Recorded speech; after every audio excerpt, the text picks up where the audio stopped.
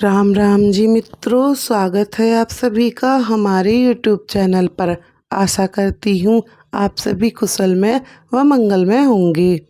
मित्रों, आज की वीडियो में हम आपको एक बहुत ही ज्ञानवर्धक और मोटिवेशनल कहानी सुनाने जा रहे हैं। प्यारे मित्रों, आज की वीडियो में आप जानेंगे कि एक मोर ने बताया था इस संसार में स्त्री सबसे बड़ा धोखा किस समय देती है और किन किन स्थानों पर देती है। और इसके साथ ही आप ये भी जानेंगे कि इस संसार में सबसे बड़ा पापी और विश्वासघाती कौन है, स्त्री या पुरुष। मित्रों, आपसे निवेदन है कि वीडियो को एक बार पूरा जरूर देखना। मित्रों, कहानी इस प्रकार है। बहुत समय पहले की बात है। एक जंगल में एक बट वृक्ष के नीचे एक मोर और मोरनी का जोड़ा रहता था। उन मोर और मोरनी के दिलों में एक दूसरे के लिए बहुत प्रेम था। समय से वे साथ में मिलजुल कर रहते थे। उन दोनों में आपस में इतना प्रेम था कि दूर दूर तक उन दोनों के प्रेम की चर्चाएं हुआ करती थी। प्यारे मित्रों, एक दिन की बात है। किसी भी बात को लेकर मोर और मोरनी में आपस में झगड़ा हो गया। और जब मोर और मोरनी में बहुत झगड़ा होने लगा, तब मोर कहने लगा, मोरनी, मैं जानता हूँ इस संसार में सबसे बड़ा धोखा स्त्री किस समय देती है, किन स्थानों पर देती है और क्यों देती है। इस संसार में सबसे बड़ी पापी और विश्वासघाती स्त्री होती है। इस तरह की बात सुनकर मोरनी कहने लगी, क्या मतलब है तुम्हारा? तुम इतनी बड़ी बात कैसे कह सकते हो कि संसार में सबसे बड़ी पापी और विश्वासघाती स्त्री होती है और वह किस समय धोखा देती है? ये तो सरासर झूठ है। स्त्री कभी किसी को धोखा नहीं देती। स्त्री तो ममतामयी होती है। प्रेम का अपार सागर होता है स्त्री के अंदर। प्यारे मित्रों, जब इस तरह से मोर और मोरनी में झगड़ा बढ़ता चला गया, बहुत समय तक आपस में लड़ते झगड़ते रहे। उनका झगड़ा शांत होने का नाम नहीं ले रहा था। उसी समय उस वट वृक्ष पर एक हंस आ जाता है और वह हंस उन दोनों मोर और मोरनी से कहता है कि मैं काफ़ी समय से देख रहा हूँ कि तुम दोनों आपस में किसी बात को लेकर झगड़ रहे हो। अगर तुम इस समस्या का हल नहीं निकाल पा रहे हो और अगर तुम दोनों इस प्रश्न का उत्तर नहीं दे पा रहे हो, तो क्यों ना तुम दोनों कैलाश पर्वत पर चले जाओ और कैलाश पर्वत पर जाकर भगवान शिव और माता पार्वती से अपने सवाल का जवाब पूछ लो। भगवान शिव तो जगत के स्वामी हैं। वह तो तुम्हें बता ही देंगे कि आखिरकार इस संसार में स्त्री सबसे बड़ा धोखा किस समय और किस स्थान पर देती है और इस संसार में सबसे बड़ी पापी और विश्वासघाती स्त्री होती है या फिर पुरुष। मोर और मोरनी को हंस की बातों का सही लगता है और वो दोनों उसकी बात को सुनकर कैलाश पर्वत की ओर उड़ते चले जा रहे थे। उड़ते उड़ते वे दोनों कैलाश पर्वत पर पहुंच जाते हैं और भगवान शिव के चरणों में लौट जाते हैं। भगवान शिव को प्रणाम कर कर कहते हैं, हे ईश्वर, आप तो जगत के स्वामी हैं। आपने पूरा संसार बनाया है। आप हमारे एक प्रश्न का उत्तर दे दीजिए। तब मोरनी कहने लगती है, हे प्रभु, इस संसार में आपके सिवा और कौन है हम सबका पालनहार, इसलिए मेरी बात को आप ध्यान से सुनिए। ये मोर कह रहा है, इस संसार में सबसे बड़ा धोखा स्त्री देती है और किस समय पर देती है, किस स्थान पर देती है, यह तो इसे ही मालूम है। इसके कहने का मतलब है संसार में सबसे बड़ी पापी और सबसे बड़ी विश्वासघाती स्त्री होती है। प्यारे मित्रों, इस तरह से मोरनी भगवान शिव से कहने लगती है। तब भगवान शिव मोर से कहते हैं कि मोर, तुम कैसे साबित कर सकते हो इस संसार में स्त्री सबसे बड़ा धोखा किस समय देती है और किन स्थानों पर देती है। और इस संसार में सबसे बड़ी पापी विश्वासघाती स्त्री होती है, ये तुम कैसे साबित करोगे? तब मोर कहने लगता है, हे भगवान, मैं आपको एक कहानी सुनाऊंगा और इस कहानी को सुनने के बाद में यह साबित हो जाएगा कि स्त्री सबसे बड़ा धोखा किस समय देती है और किन स्थानों पर देती है, और इस संसार में सबसे बड़ी पापी और विश्वासघाती स्त्री ही होती है। अब भगवान शिव मोर से कहते हैं, ठीक है मोर, तुम कहानी सुनाओ। मैं तुम्हारी कहानी को पूरे गौर से सुनूंगा और फिर उसी से ही साबित होगा कि आखिर तुम सच बोल रहे हो या झूठ, और तुम्हारी कहानी से ही यह पता चलेगा कि संसार में सबसे बड़ा विश्वासघाती और पापी कौन है, और स्त्री संसार में सबसे बड़ा धोखा किस समय किस स्थान पर देती है। मोर कहानी सुनाने वाला ही होता है। तभी वहाँ माता पार्वती आ जाती हैं और वे कहती हैं, हे प्रभु, मैं भी कहानी सुनना चाहती हूँ। मैं भी ये देखना चाहती हूँ कि आखिरकार स्त्री अपने पुरुष को सबसे बड़ा धोखा किस समय पर देती है। मैं भी ये जानना चाहती हूँ कि आखिरकार इस संसार में सबसे बड़ा पापी और विश्वासघाती कौन होता है, वह स्त्री होती है या फिर पुरुष। इस तरह से माता पार्वती भी कहानी को सुनने लगती हैं। प्यारे मित्रों, तब मोर भगवान शिव को साक्षी मानकर कहानी सुनाने लगता है और कहने लगता है, हे प्रभु, एक राज्य में एक उग्रसेन नाम के राजा राज करते थे। उनके 4 बेटे थे और उनकी 4 बहुएं थीं। राजा के चारों बेटे बहुत ही ज़्यादा बहादुर और बड़े ही प्रतापी थे, लेकिन प्रभु सबसे बड़ा बेटा, जिसका नाम अभिजीत था, वह न केवल प्रतापी था बल्कि दिखने में भी बहुत सुंदर था। उसके सबसे बड़े बेटे अभिजीत की पत्नी का नाम लीलावती था, जो देखने में बहुत सुंदर और बहुत ही बड़ी रूपवान थी। वह अपने आगे किसी दूसरी स्त्री को सुंदर नहीं समझती थी। लीलावती को अपने रूप और सौंदर्य का बहुत घमंड था। एक दिन की बात है, राजा उग्रसेन ने अपने बड़े बेटे अभिजीत को किसी बात पर नाराज होकर अपने राज्य से निकाल दिया, और इस बात से संपूर्ण प्रजाजन और राज्य के सभी लोग बड़े चिंतित हो गए। इधर अभिजीत अपने महल में आ गया। अपने महल में आकर वह बड़ा ही हताश और निराश हो गया। उधर अभिजीत की पत्नी उसको उदास देखकर पूछने लगी, हे स्वामी, आप इतने निराश क्यों हैं?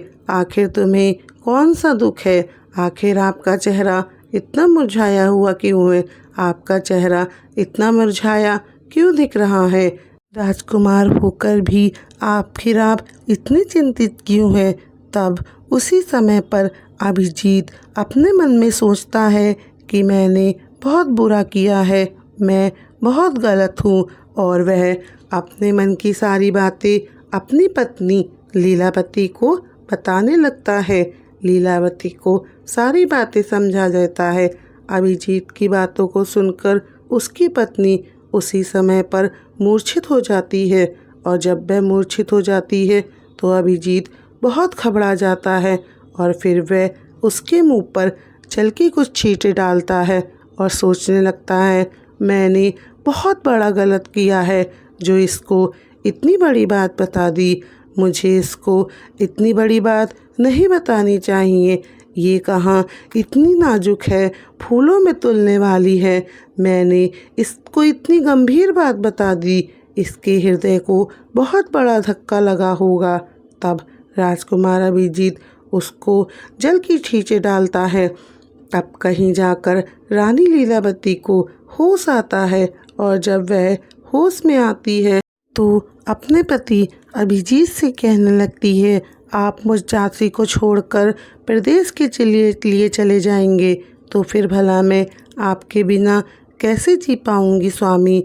मैं आपके साथ जंगल में चलूंगी। अपनी पत्नी की बातों को सुनकर राजकुमार अभिजीत कहता है, हे प्रिय, आखिर तुम मेरे साथ में कैसे चल सकती हो, क्योंकि तुम्हें पता नहीं है दूसरे राज्यों में अनेक प्रकार की मुसीबतें और संकट होते हैं। तुम इतने सुंदर नरम नरम बिस्तरों पे सोने वाली, आलीशान महलों में रहने वाली, तुम गलीचे पे चलने वाली हो। तुम महलों के बिना इस मुसीबत को कैसे बर्दाश्त कर पाओगी। राजकुमार अभिजीत की बातों को सुनकर रानी लीलावती कहने लगती हैं, पिया जी, कितनी भी दुख परेशानी हो, मैं तो आपके साथ रहूंगी, आपके साथ दूसरे रास्ते में चलूंगी। ऐसा सब हमारे साथ होते हुए भी हमें सुख से अधिक सुखमय लगेंगे जी। आपको पता नहीं, महलों के सुख आपके बिना जंगलों के दुखों से भी ज़्यादा डरावने लगते हैं, उससे भी अधिक मुझे दुख देंगे। इसलिए पिया जी, मैं भी आपके साथ चलूंगी। अपनी पत्नी की आंखों में आंसू देखकर अभिजीत ने अपने मन में सोचा, मेरी पत्नी मेरे बिना जीवित नहीं रह सकेगी, वह अकेले यहाँ नहीं रहेगी। इसीलिए आज मुझे अपनी पत्नी को ऐसी अवस्था में छोड़कर नहीं जाना चाहिए। इन सभी बातों को सोचकर राजकुमार अभिजीत अपनी पत्नी रानी लीलावती से कहते हैं, हे प्रिय, तुम मेरे साथ चलना, तुम तैयारी कर लेना, कल सुबह हम यहाँ से चलेंगे। अपने पति की बातों को सुनकर रानी लीलावती एकदम से प्रसन्न हो जाती है और अपने पति के साथ जाने की तैयारियों में जुट जाती है। अगली सुबह वे दोनों पति पत्नी राज्य से निकलकर एक जंगल में पहुंच जाते हैं और दोनों चलते चलते बहुत दूर निकल जाते हैं। दोनों चलते चलते बहुत थक चुके होते हैं। फिर जंगल में एक बरगद के पेड़ के नीचे वे दोनों विश्राम करने का निर्णय लेते हैं। दोनों लंबे सफ़र के कारण बहुत ज़्यादा थके हारे हुए होते हैं। उस समय ठंडी ठंडी हवा के झोंके भी चल रहे थे। उसी समय ठंडी ठंडी हवा के झोंकों में उन दोनों पति पत्नी को नींद आ जाती है। लेकिन कुछ देर बाद वहीं पर एक जहरीला सर्प आकर रानी लीलावती को काट लेता है और इधर उस सर्प के काटने से रानी लीलावती तड़पने लगती हैं। पत्नी को दर्द से करहरता हुआ देखकर अभिजीत की एकदम आँख खुल जाती है। तब अभिजीत लीलावती को तड़पता हुआ देखकर और सांप को जाता हुआ देख करके एकदम से घबरा जाता है। राजकुमार अभिजीत भी बहुत बेचैन हो जाता है और देखते ही देखते उसकी आंखों के सामने उसकी पत्नी की मृत्यु हो गई। इस प्रकार से अपनी पत्नी को मरा हुआ देख के अभिजीत ऊंचे ऊंचे स्वर में विलाप करने लगा। उसका रोना धोना सुन करके जंगल के शेर, भेड़िया आदि जानवर उसे खाने के लिए आने लगे। फिर राजकुमार अभिजीत ने अपने दिल पर पत्थर रख के यह निश्चय किया कि इस जंगल में मेरी जीवन संगिनी ही मर गई तो फिर भला मैं जी करके क्या करूँगा। आज मैं अपनी पत्नी के बिना इस जंगल में अपने प्राणों को भी त्याग दूंगा। ऐसा निश्चय करने के बाद में फिर वह अपनी पत्नी की लाश के पास से उठ जाता है और जंगल में जाकर सूखी लकड़ियों को इकट्ठा करने लगता है और लकड़ियों को इकट्ठा करते करते रो रो कर कहता है, आज मैं भी अपनी पत्नी के साथ जल के मर जाऊंगा। उसी समय वहाँ पर एक दिव्य संत वन से गुजर रहे थे। वे दिव्य संत अभिजीत को रोते हुए देखते हैं तो कहने लगते हैं, हे पुत्र, तुम क्यों रो रहे हो? इस भयानक जंगल में तुम क्यों विलाप कर रहे हो? अगर तुम ऐसे ही रोते रहे तो जंगल के जानवर तुम्हें अपना भोजन बना लेंगे। तुम्हें किस बात का दुख है? तुम क्यों रो रहे हो? तब राजकुमार अभिजीत उस संत से कहते हैं, हे महात्मा, मैं राजकुमार अभिजीत हूँ। मैं राजा उग्रसेन का बेटा हूँ। मेरी पत्नी को यहाँ पर एक जहरीले सर्प ने डस लिया है जिससे मेरी पत्नी की मृत्यु हो गई है। हे महात्मा, मेरी पत्नी बड़ी चरित्रवान थी, बड़ी पतिव्रता थी। वह मुझे बहुत प्रेम करती थी और मेरे साथ आने के कारण ही उसकी मृत्यु हुई है। हे महात्मा, ऐसी पत्नी मुझे दोबारा नहीं मिल सकती। ऐसी चरित्रवान स्त्री मुझे दोबारा इस संसार में कभी नहीं मिल सकती। इसीलिए हे महात्मा, मैं भी अपनी पत्नी के साथ में अपने प्राण त्याग दूंगा। मैं भी उसके साथ में अपनी जान दे दूंगा।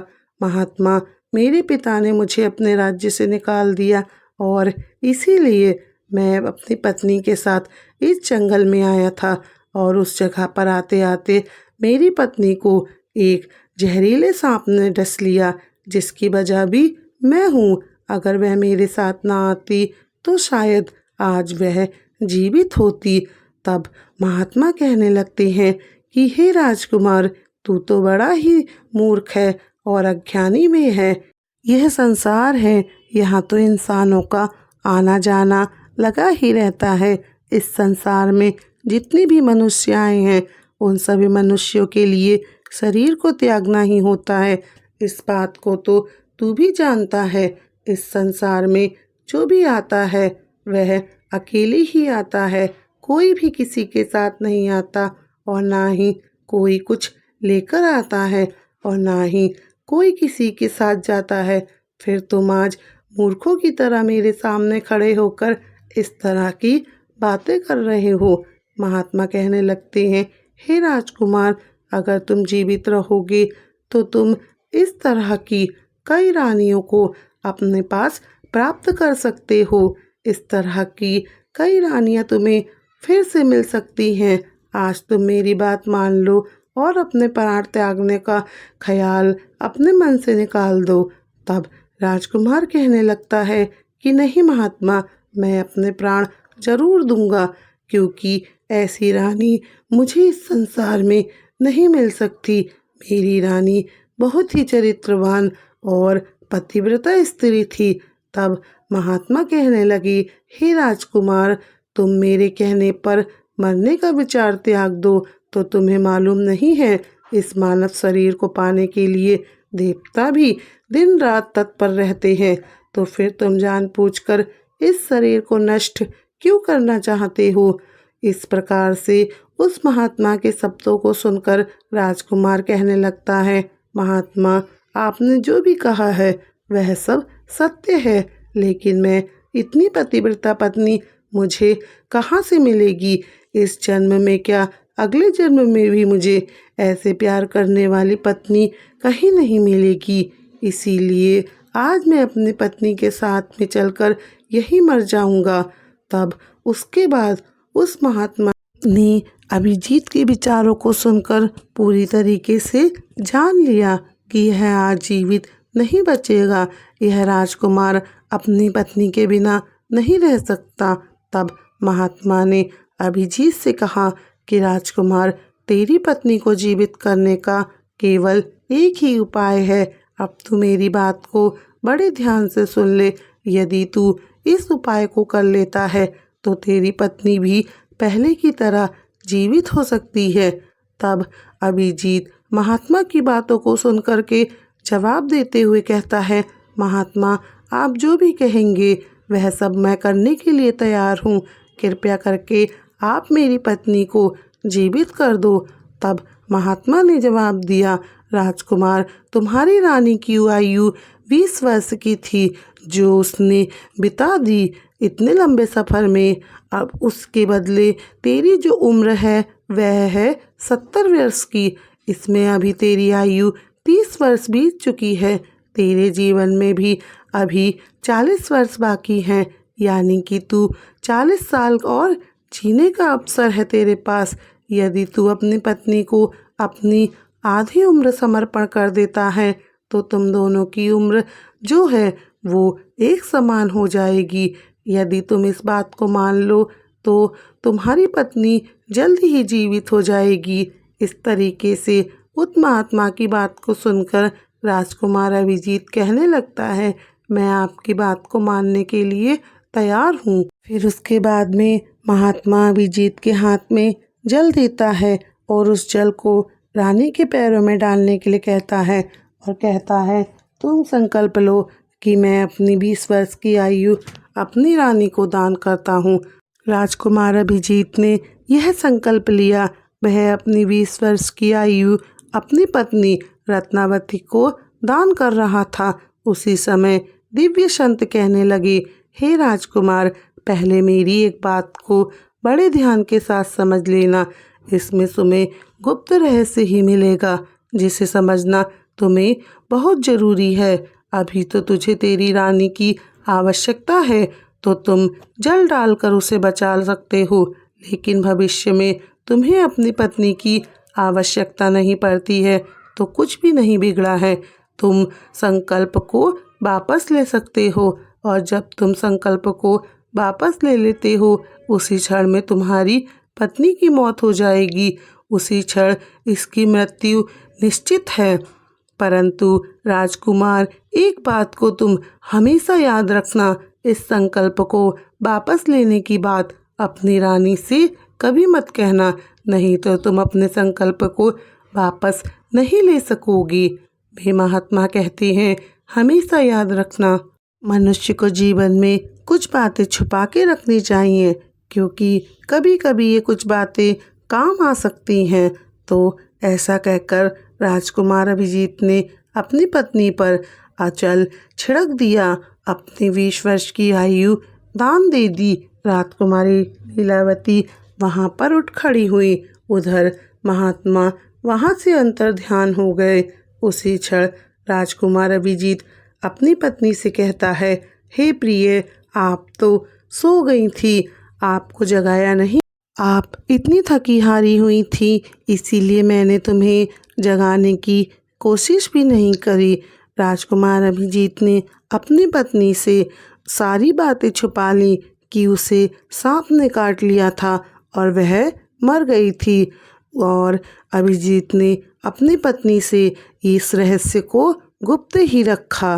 तभी अभिजीत अपनी पत्नी को लेकर वहाँ से आगे बढ़ जाता है और कई दिनों बाद बहुत ही सुंदर स्थान को देखा। वहाँ पर एक फकीर की कुटिया बनी हुई थी। वहाँ पर वह लोग पहुँच गए। वहाँ पर उन्होंने देखा कि एक सुंदर सा फकीर वहाँ बैठा हुआ हुक्का पी रहा है और दोनों पति पत्नी बहुत ज़्यादा थके हारे हुए थे। इसीलिए वे दोनों उस फकीर के पास जाकर बैठ गए। उस समय अभिजीत ने अपनी पत्नी से कहा कि मुझे बहुत तेज प्यास लग रही है। प्यास की वजह से मेरा गला भी सूखा जा रहा है। कुएं पे चलकर पानी पी कर आते हैं। यदि तुमको प्यास लगी है तो हम जाकर तुम्हारे लिए भी पानी की व्यवस्था कर लाते हैं। रानी लीलावती कहने लगती हैं, हे पिया जी, मुझे प्यास नहीं लगी है, आप ही जाइए और पी कर के पानी वापस यहाँ आ जाइए। इसके बाद में रानी के जवाब को सुनकर राजकुमार अभिजीत एक लंबी सी रस्सी हाथ में लेकर कुएं की ओर बढ़ने लगा। इधर राजकुमार अभिजीत कुएं पर पानी पीने के लिए पहुंच गया तो उसी समय राजकुमारी रत्नावती उस फकीर की तरफ देख रही थी। इधर रत्नावती उस फकीर की सुंदरता को देखकर उस पर मोहित हो जाती है, अर्थात उसको अपना पूरी तरह से दिल दे बैठी। अब राजकुमारी उस फकीर की से कहती हैं, हे फकीर, आप तो यहाँ पर बड़ी खुशी से रहते हैं, बड़ी मौज से रहते हैं। तब वह फकीर कहने लगा, हे राजकुमारी, तुम भी मेरे यहाँ पर मेरे साथ बड़ी मौज से रह सकती हो। तब राजकुमारी रत्नावती कहने लगती हैं कि मैं तो रहना चाहती हूँ, लेकिन मेरे साथ में मेरे पति हैं, मैं तुम्हारे साथ में कैसे रह सकती हूँ। प्यारे मित्रों, रानी की ऐसी बातों को सुनकर के फकीर समझ जाता है कि रानी उस पर मोहित हो गई हैं। तब वह फकीर रानी लीलावती के साथ में प्रेम लीला करने लगता है। तो उसी समय फकीर ने रानी से कहा कि आज मैं तुम्हें एक ऐसा उपाय बताता हूँ। तुम्हारा पति इस कुएं पर पानी पीने के लिए गया है, तुम अपने पति को जाकर उसी कुएं में ढकेल देना। इसके बाद जो भी होगा उसे हम देखेंगे। उधर उस फकीर की बातों को सुनकर रत्नावती ने कहा ठीक है, मैं ऐसा ही करूँगी। अब इतनी देर में राजकुमार अभिजीत पानी पीकर अपनी पत्नी के पास आ गया तो उसी क्षण राजकुमारी रत्नावती भी कहने लगी कि मुझे भी बहुत तेज़ प्यास लग रही है। प्यास की वजह से मेरा भी गला सूखा जा रहा है। तुमको वापस चलकर मुझे भी पानी पिलाना होगा। उसी वक्त पत्नी की बातों को सुनकर राजकुमार अभिजीत कहने लगा कि प्रिय, मैंने तुमसे पहले ही पूछा था और तुमने पानी पीने को मना कर दिया। यदि तुम्हें प्यास लगी थी तो मैं अभी कुएं पर जाकर तुम्हारे लिए पानी का प्रबंध करके आता हूँ। पत्नी ने इतनी देर में कहा कि मैं भी आपके साथ पानी पीने चलूँगी और मैं यहाँ पर बैठकर क्या करूँगी। राजकुमार अभिजीत अपनी पत्नी के प्रेम में पूरी तरह पागल था। फिर भी उसको ये कहाँ मालूम था कि मेरी पत्नी ही मेरे प्राणों को लेने के लिए मेरे पीछे पीछे आ रही है। हमारे विद्वानों ने सच ही कहा है, स्त्रियों के प्रिय चरित्र को देवता भी नहीं समझ पाए तो आखिर मानव क्या चीज़ है। स्त्रियों के जाल में अच्छे से अच्छे, बड़े से बड़े बुद्धिमान भी फंस जाते हैं। तब राजकुमार अभिजीत कुएं पर जाकर पानी भरने के लिए बाल्टी नीचे डालता है। उसी क्षण राजकुमारी लीलावती ने अपने पति को कुएं में धक्का दे दिया और कुएं में गिरा दिया। ऐसा करने के बाद वो स्वयं लौट करके उस फकीर के पास पहुंच जाती है और वह फकीर उस रानी को अपने साथ में लेकर एक राज्य में जाकर रहने लगता है। वहाँ पर वे दोनों बड़ी हंसी खुशी के साथ में प्रेम पूर्वक रहने लगते हैं। उस फकीर ने उस रानी को बहुत ही अच्छा सा नृत्य करना सिखा दिया। अब तो रानी बहुत बड़ी ही नृत्यांगना बन गई और नगर में नाचने के मामले में सबसे ज़्यादा प्रसिद्ध हो गई। तब इस तरीके से रानी के नृत्य के रूप के कारण उस फकीर के पास में लाखों करोड़ों रुपए बन गए। अब तो रानी जो चाहती थी फकीर के पास में वो सब होता था। रानी फकीर के साथ में ऐशो आराम और मस्ती के साथ में रहने लगी। जिस समय रानी ने अपने पति अभिजीत को उस कुएं में ढकेला था, संयोगवश उस समय कुएं में एक जंजीर लटकी हुई थी जिसे अभिजीत ने कुएं में गिरते समय उसको पकड़ लिया था। उस जंजीर को पकड़कर लटका हुआ था। तब तो अभिजीत उस कुएं में भगवान को याद करके सोचने लगा, हे प्रभु, ये मेरे साथ क्या हुआ।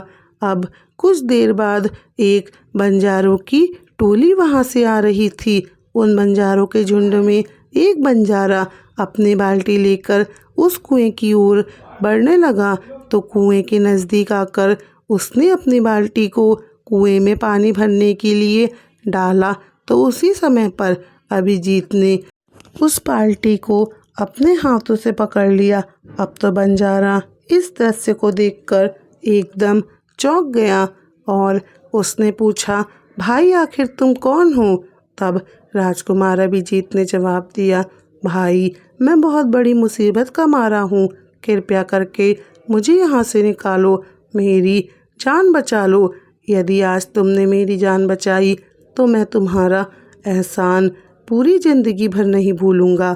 अब ऐसा कहकर राजकुमार अभिजीत उस बंजारे से प्रार्थना करने लगता है, किंतु राजकुमार अभिजीत की इस दुख और पीड़ा को देखकर उस बंजारे के मन में बहुत दया आ जाती है और वह सोचने लगा कि इंसान ही इंसान के काम आता है और उसने अभिजीत को कुएं से बाहर निकाल लिया और पूछा, हे भाई, आखिर तुम कौन हो, आखिर तुम इस कुएं में कैसे गिर गए, मुझे अपना पूरी बात बताओ। तब अभिजीत ने जवाब दिया, भाई मैं किस मुँह से अपना हाल बताऊं, जो घटनाएं, जो मुसीबतें मेरे साथ घटी हैं, भगवान ना करे इस प्रकार की मुसीबतें फिर से किसी के साथ में घटें। फिर अभिजीत ने जवाब दिया, भाई तुम मुझसे इन बातों को जानना चाहते हो, मेरी परेशानी को जानना चाहते हो तो सुनो, आपको मैं अपना कथन सुनाता हूँ, अपनी आप बीती आपको सुनाता हूँ। मैं एक राजकुमार हूँ। मेरे पिता ने किसी कारण से मुझे राज्य से निकाल दिया, इसीलिए मैं अपनी धर्मपत्नी के साथ में इस जंगल में पहुँच गए। मैं और मेरी पत्नी एक दूसरे से बहुत ज़्यादा प्रेम करते थे। तब उसी समय जंगल में एक सांप ने आकर मेरी पत्नी को काट लिया। इससे मेरी पत्नी की मृत्यु हो चुकी थी। मैं उस जंगल में अपनी पत्नी के साथ में अपने प्राणों को त्यागने के लिए जा रहा था। तब महात्मा ने मुझ पर दया की और मेरी 40 वर्ष की आयु में से 20 वर्ष की आयु मेरी पत्नी को दान देकर उसे जीवित कर दिया। फिर हम वहाँ से आगे के लिए बढ़ गए। तब कुछ दिनों बाद हमने एक स्थान पर पहुँच गए जहाँ पर एक फ़कीर की झोपड़ी थी। वहाँ पर मुझे बहुत तेज़ प्यास लगी। मैंने अपनी पत्नी के लिए कुएं पर चलने को कहा। तब उसने मना कर दिया कि उसे प्यास नहीं लगी है। जब मैं पानी पीकर वापस आया तो मेरी पत्नी ने मुझसे कहा कि उसे प्यास लगी है और मुझे साथ लेकर कुएं पर पानी पी के ले चलो। तो इसी तरह से मैं अपनी पत्नी के साथ इस कुएं पर पहुंचा और कुएं से पानी निकालते समय मेरी पत्नी ने मुझे पीछे से धक्का दे दिया। वो तो इस कुएं में एक जंजीर लटक रही थी जिसे मैंने पकड़ लिया और मैं डूबने से बच गया। फिर आप आए और आपने मुझे आवाज़ दी, जिसके बाद आपने मुझे कुएं से निकाला और मेरे प्राणों की रक्षा की। प्यारे मित्रों, अब इस प्रकार से राजकुमार अभिजीत ने बड़े उदास मन से अपनी आप बीती उस बंजारे को सुना दी और फिर अपना कथन सुनाने के बाद में राजकुमार अभिजीत एकदम से चुप हो गया। उधर उस बंजारे ने राजकुमार अभिजीत की उन बातों को सुना और रानी लीलावती की करतूतों को सुनकर उसको बहुत ही दुख हुआ और बंजारा राजकुमार से कहने लगा कि राजकुमार, किसी ने सच ही कहा है कि स्त्रियों के चरित्र को तो भगवान भी नहीं समझ पाए, तो आखिर मनुष्य यह कैसे समझ सकता है। स्त्रियों का चक्रव्यूह भी कुछ ऐसा ही होता है जिसमें फंस कर के मनुष्य कुछ भी नहीं कर पाता और सिर्फ बर्बाद हो जाता है। ऐसा कहने के बाद में उस बंजारे ने अभिजीत के सिर पर हाथ घुमाया और कहने लगा, हे भाई, तुम चिंता मत करो, भगवान बड़े ही दयालु होते हैं, वे तुम्हारी सहायता जरूर करेंगे। उस बंजारे ने कहा, मित्र, अगर तुम चाहो तो हमारे झुंड में हमारे साथ रह सकते हो।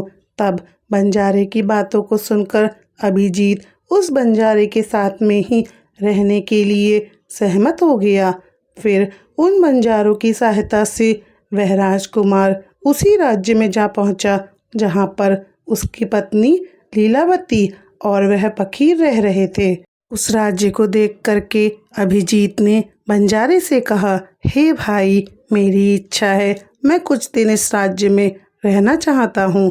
तब बंजारे ने जवाब दिया, मित्र, तुम जैसा चाहो वैसे ही रह सकते हो, मुझे कोई परेशानी नहीं है। फिर उसके बाद में राजकुमार अभिजीत भूखा था, उस बंजारे से आज्ञा लेकर राज्य में घूमने के लिए आया और काम की तलाश करने लगा। कुछ ही दिनों बाद राजकुमार को एक सेठ के यहाँ नौकरी मिल जाती है। राजकुमार की मेहनत और परिश्रम को देखकर उस राज्य के बड़े व्यापारी ने उसे अपने यहाँ पर नौकरी पर रख लिया।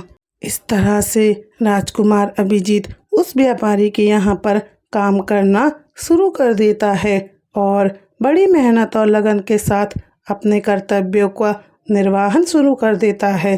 राजकुमार की मेहनत को देखकर उस व्यापारी ने राजकुमार अभिजीत को बड़ा सम्मान दिया और धीरे धीरे करके उस राजकुमार को अपने यहाँ नीम का कार्य सौंप दिया।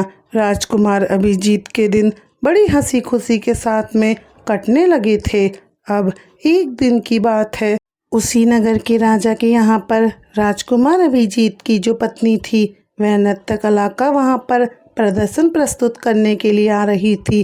प्यारे मित्रों, जब राजा को यहाँ पर राजकुमारी लीलावती का नृत्य होने वाला था, तब राजा ने उस शहर के बड़े से बड़े व्यापारी को अपने यहाँ पर नृत्य देखने के लिए आमंत्रित किया था। राजकुमारी रत्नावती के नृत्य की प्रशंसा उस पूरे नगर में हो रही थी। पूरे राज्य में वह सबसे बढ़ती नर्तकी और सबसे प्रसिद्ध बन चुकी थी। तब सेठ राजकुमार अभिजीत से कहता है कि मैं राजा के यहाँ पर नृत्य देखने जा रहा हूँ, अगर तुम भी दरबार में चलना चाहते हो तो चल सकते हो। तब राजकुमार अभिजीत कहता है, क्यों नहीं, मैं भी इसी बहाने से नृत्य देख लूँगा। अगर मुझे भी तो पता चले कि इतनी खूबसूरत नृत्यगान कौन है, इसकी पूरे राज्य में इस तरह से चर्चा हो रही है। इस प्रकार से राजकुमार अभिजीत अपने सेठ के साथ में राजा के दरबार में पहुंच गया। इधर रानी ने एक अप्सरा के समान दरबार में अपना नृत्य प्रदर्शन किया और बड़े व आनंद भरे स्वर में कई गानों को प्रस्तुत किया। अब तो उसके गानों को सुनकर वहाँ पर जितने भी लोग थे वे बड़े ही आश्चर्य में आ गए और सभी सेठ और विद्वान लोगों ने राजा के दरबार में सभी समाज के लोगों ने उसके नृत्य की बड़ी ही प्रशंसा की थी। तब उसी क्षण राजकुमार अभिजीत ने अपने हाथ से एक अंगूठी उतारी। इसमें एक हीरा जड़ा हुआ था। उसने उस अंगूठी को उतारकर रानी लीलावती को भेंट कर दी थी। उसके बाद राजकुमारी लीलावती ने उस अंगूठी को पहचान लिया और मन ही मन में विचार करने लगी, यह तो बड़ी आश्चर्य की बात है। आखिर मेरा पति तो जिंदा है और वो है यहाँ पर पहुँच गया। यदि उसने मुझे आज पहचान लिया तो वह मुझे जीवित नहीं छोड़ेगा। इसीलिए मुझे आज कुछ ऐसा क्रिया चरित्र रचना चाहिए जिससे मेरे पति को मारा जा सके। अब तो राजकुमारी लीलावती ने अपने मन में विचार किया कि मैं यहाँ के राजा के लिए एक सुंदर गाना गाऊंगी और बड़ा ही अच्छा नृत्य दिखाऊंगी, जिससे राजा प्रसन्न होकर के मुझे कुछ मांगने के लिए बोलेगा। तब मैं राजा से आदेश दिलवाकर उसे मरवा दूंगी। बाद में राजकुमारी ने एक बहुत ही सुरीला सा गाना गाया और बड़ा ही मधुर नृत्य दिखाया। प्यारे मित्रों, रानी की इस बसंत बहार को सुनकर राजा बड़ा ही प्रसन्न हुआ। अब तो रानी से राजा कहने लगा, हे नर्तकी, मैं तुम्हारे नृत्य को देखकर बड़ा ही प्रसन्न हूँ। आज तुम मुझसे जो मांगोगी वह तुम्हें मैं दूंगा। तुम्हें क्या चाहिए? तब रानी लीलावती ने जवाब दिया कि राजा साहब, यदि आप मुझसे प्रसन्न हैं तो सबसे पहले मुझे एक वचन दीजिए, जो मैं आपसे मांगूंगी वह आप मुझे देंगे। लीलावती ने जवाब दिया, इस भरी सभा में मेरा एक शत्रु है, कृपया करके महाराज मेरे मांगने पर उसको फांसी की सज़ा दीजिए। तब राजा ने कहा, उस चोर को बुलाकर मेरे सामने लाओ। तब रानी लीलावती ने राजकुमार अभिजीत का हाथ पकड़ा और उसे बुलाकर राजा के सामने खड़ी हो गई। उसी क्षण राजा ने अपने सैनिकों को आदेश दिया कि तुरंत ही इस चोर को जल्लादों के सामने ले जाओ, रानी के इस चोर को फांसी पर चढ़ा दो। प्यारे मित्रों, इसी बीच में अभिजीत का जो सेठ था वहाँ पर पहुँच गया और वह अभिजीत के पास गया और उससे पूछने लगा, आखिर तुमने इस नाचने वाली का क्या चुराया है, जिसकी वजह से वह तुम्हें अपना शत्रु बता रही है और वह तुझे मरवाना चाहती है। तब राजकुमार अभिजीत ने अपने मालिक को जवाब दिया, हे मालिक, मैंने उसका कुछ नहीं चुराया है, बस इस बात को समझ लो और राजा को अब इतना समझा दो कि मुझे सज़ा देने से पहले मेरी दो बातों को गौर से सुन सकते हैं तो मेरी जान बच जाएगी। अब तो अभिजीत का मालिक इन बातों को सुनकर अपने साथी व्यापारियों से इस विषय में कुछ चर्चा करने लगा। तब उस सेठ ने कहा कि राजा या तो न्याय करेगा या फिर हम सभी को शहर छोड़ करके इस शहर से कहीं और दूसरे शहर जाना पड़ेगा। इस प्रकार से सभी व्यापारी इकट्ठे होकर के राजा के पास पहुंच गए और राजा से जाकर कहने लगे, हे राजन, हमारा मुनीम है जो एक निर्दोष है, आपने उसे मरवाने का आदेश दे दिया है। वे कह रहा है राजा से वह दो बातें करना चाहता है, यदि इन दो बातों को सुनने के बाद भी आपको कोई अपराध लगे तो आप उसे फांसी की सज़ा दे दीजिएगा, आप उसे मरवा सकते हो। उसके मरने से पहले उसकी दो बातें आपको ज़रूर सुननी चाहिए। फिर राजा ने व्यापारियों की बातों को सुनकर कहा, ठीक है, तुम अपने मुनीम को मेरे पास बुलवा दो। तब अभिजीत को बुला कर के राजा के सामने खड़ा कर दिया। तब राजा ने जवाब दिया, तुम जो भी कहना चाहते हो वह खुले शब्दों में कहो, मेरे सामने कहो। तब उसी समय अभिजीत ने जवाब दिया, महाराज, आखिर मैंने कौन सा अपराध किया है जिसके कारण आपने मेरी हत्या करवाने के लिए अपने मंत्रियों को आदेश दे दिया। फिर राजकुमार अभिजीत की बातों को सुनकर राजा ने जवाब दिया, तो उस नृत्यांगना का चोर है जो उसका शत्रु है। तो अभिजीत ने जवाब दिया, नहीं महाराज, मैंने इस उल्टा स्त्री का कुछ नहीं चुराया है, बल्कि यह स्त्री मेरी पत्नी है। मैं इसका पति हूँ जो मुझे कुएं में ढकेल कर इस फकीर के साथ यहाँ पर भागकर चली आई है। अब तो रानी लीलावती ने समझ लिया कि अब तो बात बिगड़ रही है। तब रानी लीलावती जो थी राजा से कहने लगी, हे महाराज, मैं चरित्रहीन नहीं हूँ, मैं उल्टा नहीं हूँ, यह बिल्कुल झूठ बोल रहा है। आखिर यह कौन है? मैं तो इसे जानती तक नहीं हूँ। यह तो मेरा चोर है, मैं सिर्फ इतना जानती हूँ कि यह मेरा शत्रु है। फिर राजकुमार अभिजीत ने जवाब दिया, महाराज, ठीक है, यदि यह मेरी पत्नी नहीं है तो वह सब कुछ मुझे दे दे जो मैंने इसे रास्ते में दिया था। वह मेरी अमानत है जो इस स्त्री के पास में है। स्त्री से मुझे आप दिलवा दो। फिर अभिजीत लीलावती की तरफ देखने लगा। तब राजकुमार अभिजीत ने अपनी अमानत को वापस लेने की बात कही तो राजकुमारी लीलावती ने इसे बड़े सहज स्वभाव से स्वीकार कर लिया। तब अभिजीत ने जवाब दिया, अच्छा, तुम अपने हाथों में गंगा जल लो। अब तुम्हारा न्याय इसी सभा में होगा और सभी के सामने होगा।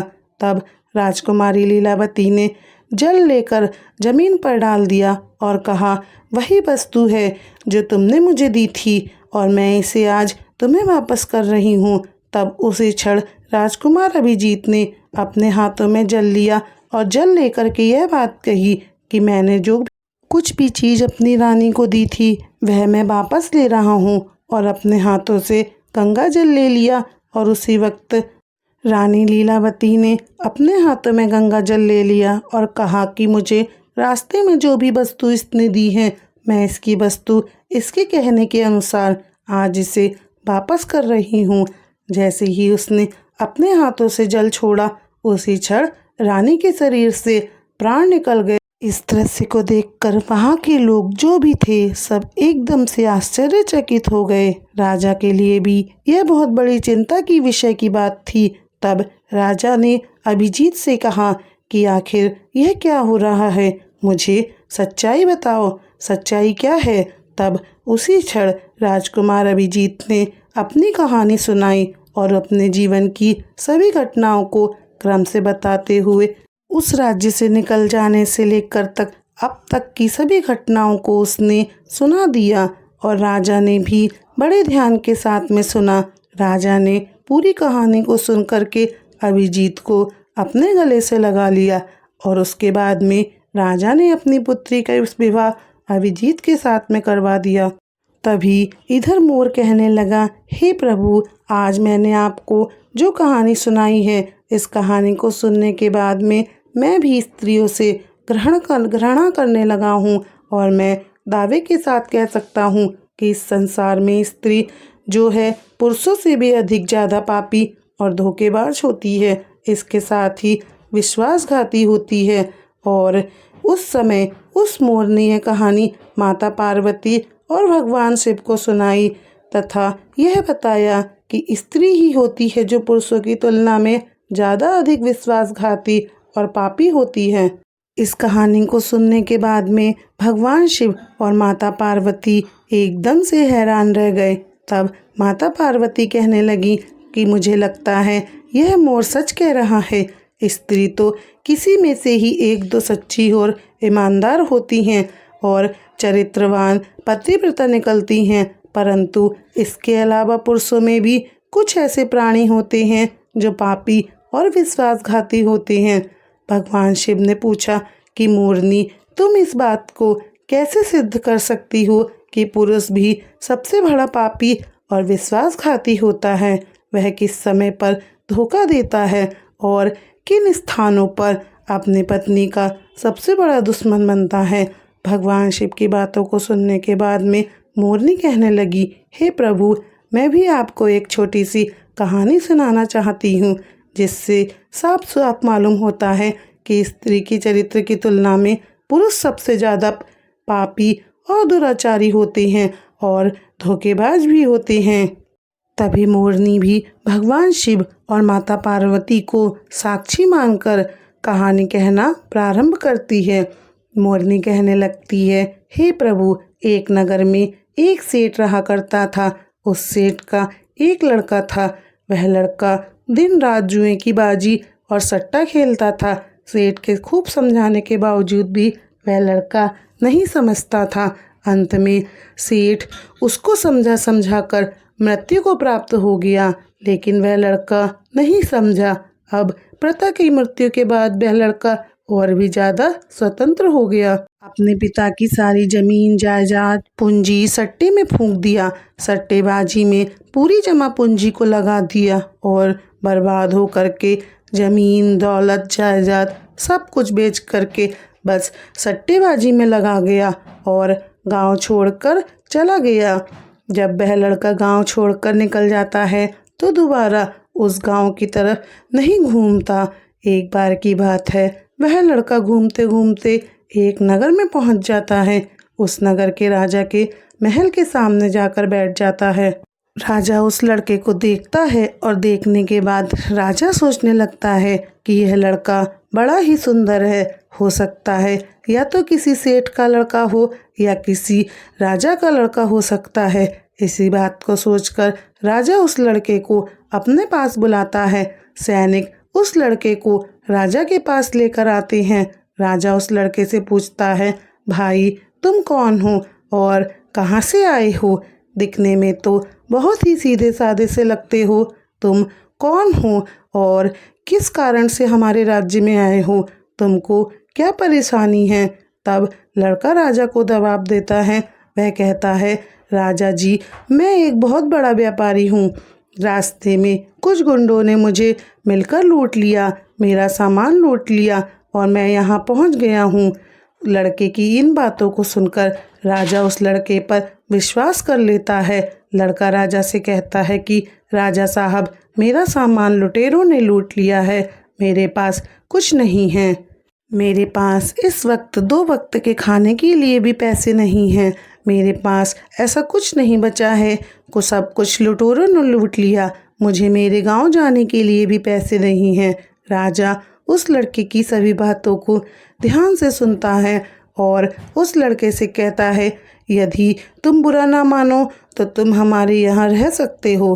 तब लड़का कहता है, यदि राजा साहब आप मेरी थोड़ी सी सहायता कर दें तो मैं अपने गांव जा सकता हूँ और आपका बहुत भला होगा, आपकी बड़ी कृपा होगी। प्यारे मित्रों, राजा लड़के के झांसे में आ जाता है। एक दिन राजा सोचने लगता है कि लड़का व्यापारी का है और बहुत सुंदर है। उस राजा का कोई लड़का नहीं था, सिर्फ एक लड़की थी। वह राजा सोचने लगा कि मेरी मृत्यु के बाद मेरे राज्य को यह लड़का बड़े आराम से संभाल सकता है, क्योंकि ये लड़का पेशे से व्यापारी है और दिखने में भी बहुत सुंदर है। इसका मतलब है ये लड़का बहुत अच्छे परिवार से है और ज्ञानी भी है, बड़ा व्यापारी है। यही बात सोचकर राजा कहता है कि मैं अपनी लड़की की शादी इस लड़के से करवा दूं। मेरा यह घर जमाई बनकर के रह सकता है और आने वाले समय में मेरे राज्य को भी संभाल सकता है। यही सोचकर राजा उस लड़के से कहता है, बेटा, मैं अपनी पुत्री की शादी तुम्हारे साथ कर दूं तो तुम्हें कोई आपत्ति तो नहीं है? प्यारे मित्रों, लड़का इस बात को सुनकर अंदर ही अंदर बहुत खुश हो जाता है। लड़का राजा से कहता है, राजा साहब, मैं तैयार हूँ। यदि आपका हुक्म है और आपका आदेश है तो मैं कैसे मना कर सकता हूँ। मित्रों, राजा की पुत्री की शादी उस लड़के से हो जाती है। राजा काफ़ी सारा धन दौलत दास दासियां देकर अपनी पुत्री को उस लड़के के साथ में विदा कर देते हैं। जब लड़का राजा की पुत्री को लेकर जाता है तो रास्ते में उन्हें एक जंगल पड़ता है। उस जंगल में वह लड़का उस राजा की पुत्री से कहता है, देखो अब तुम मेरी पत्नी हो और पत्नी का यह धर्म होता है कि वह पति की हर बात का पालन करे। लड़का कहता है, यह जंगल बहुत घना है और इस जंगल में बहुत लुटेरे होते हैं। इसी जंगल में मेरा भी सब सामान लूट लिया गया था, इसीलिए तुम्हारे पास जितने भी गहने हैं, जितने भी जेवर हैं या रुपए पैसे रखे हैं, वह सब मुझे दे दो। यहाँ लुटेरे कभी भी आ सकते हैं और सब सामान लूट सकते हैं। पत्नी को अपने पति पर विश्वास था और उसने अपना सब सामान अपने पति को दे दिया। अपने सारे गहने उतार करके अपने पति की गोद में रख दिए। राजा की लड़की ने अपने पति की सभी बातों को माना। वह लड़का पत्नी के सारे गहने लेकर अपनी कमर पे बांध लेता है और राजा ने जितना भी धन दौलत दिया था उन सबको एक जगह इकट्ठा कर लेता है और रास्ते में आकर जाकर वह विश्राम करने के लिए रुकते हैं। जब विश्राम करने के लिए सब लोग रुकते हैं तब रात्रि में सबके सोने के बाद में वह लड़का दास दासियों को मार देता है और उस लड़की को पास के कुएं में ही धकेल देता है। कुएं में ढकेल देने के बाद से वह सब सामान लेकर भाग जाता है।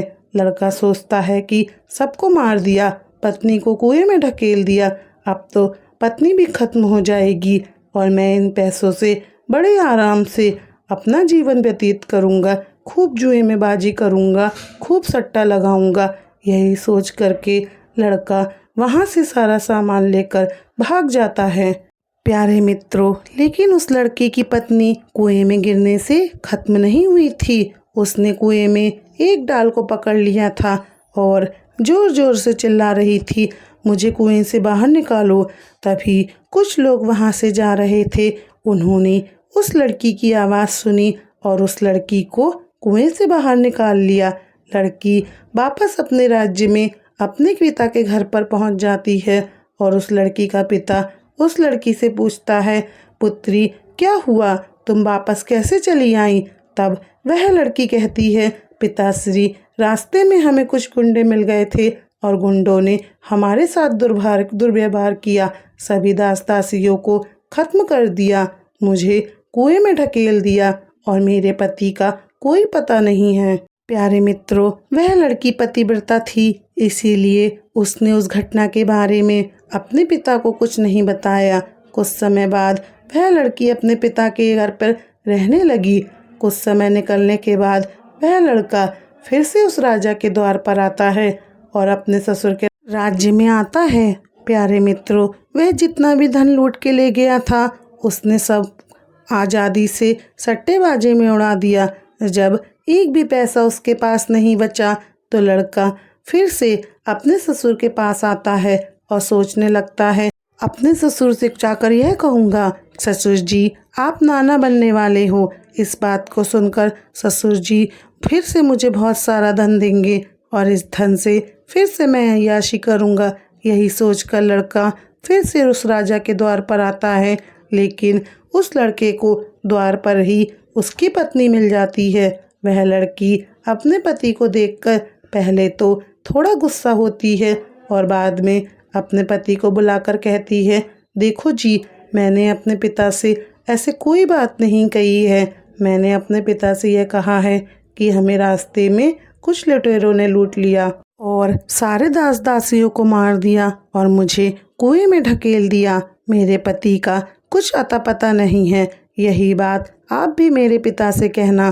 प्यारे मित्रों, लड़का अपनी पत्नी की इस बात को सुनकर खुश हो जाता है और सोचने लगता है, मेरी पत्नी तो वास्तविकता में ही बहुत ही पतिव्रता है। मित्रों, लेकिन कुत्ते की पूंछ को कितने वर्ष भी आप सीधा कर लो, लेकिन वह टेढ़ी ही निकलती है। कुत्ते की पूंछ कभी सीधी नहीं होती।